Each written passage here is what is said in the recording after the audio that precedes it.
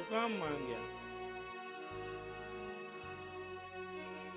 ત્યારે એનો જવાબ પણ આપણા દુલાભાઈ કાગ આપે. તમે આમ વિચારો કે કાગ બાપુનું કેટલું જ્ઞાન છે. રામાયણ, મહાભારત, ભાગવત, કોઈ પણ શાસ્ત્રના દોહા એને બનાવ્યા છે. એ દોહા ત્યારે જ બનાવી શક્યા છે ને કે એને આ બધું જ્ઞાન હશે. અને આ પ્રસંગનો દોહો કાગબાપુએ લખ્યો છે અને આપણે બધાએ ખૂબ સમજવા જેવો છે.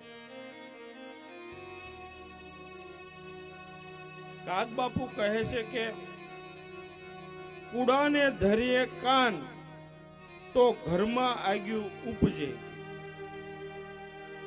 કઈ કઈ હતા કુળવાન પણ કુમત આવી કાગડા.